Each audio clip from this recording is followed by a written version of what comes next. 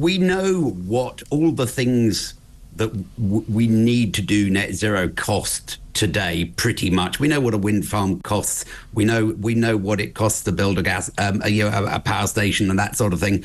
And there are estimates that official estimates of what they might cost in 2050.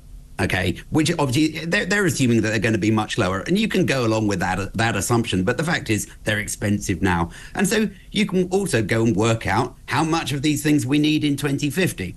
How many wind farms we'll need, how many solar panels we'll need, all that sort of thing. How many hydrogen stores to store the hydrogen for when the wind isn't blowing and that sort of thing.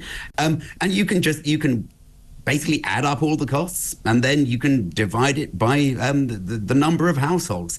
The cost using today's technology is about £10 trillion. Now, that's probably not all of it. I mean, this cost estimate doesn't cover all the things that we don't really know how we're going to decarbonize them, like shipping and aeroplanes.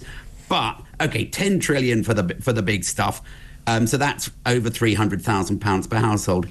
If you assume that costs are going to come down, and the efficiency of some of these things is going to go up, then you might only need to spend £7 trillion.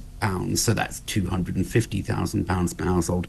The important thing that comes out of this, though, is even if you take the most optimistic assumptions about the way technology is going to improve and that costs are going to come down, and you assume that climate change is a really big problem, which is going to be really costly, and therefore there's a huge benefit from getting rid of it, the costs still outweigh the benefits. Even in the most extreme assumptions, the cost is going to be double the benefits.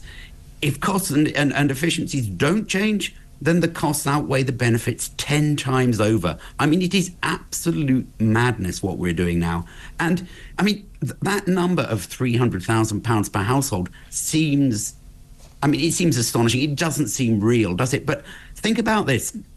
In Ed Miliband's first 100 days in power, he pledged $8 billion for GB Energy. He had $12 billion for overseas climate aid and $22 billion for carbon capture. That's £40 billion, £1,500 per household in his first 100 days in power.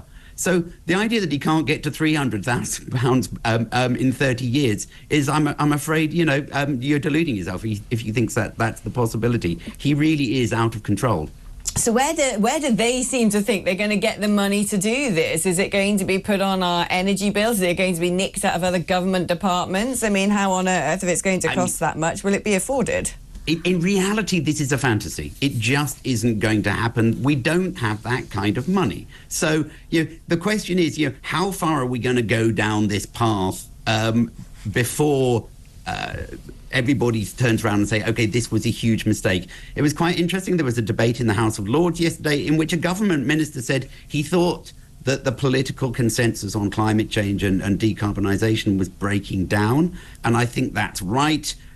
People are seeing now that this is unaffordable. I mean, you can see the damage being done almost day by day. We've lost all our aluminium industry. The steel's almost gone. There are car factories talking about shutting up shop. We look like we're going to shut down the North Sea oil and gas industry. There's rumours of power cuts if we have a cold winter. I mean, how long can we carry on doing this? How much damage are people willing to accept? I think we are soon going to see politicians start to distance themselves from these policies because trouble is coming.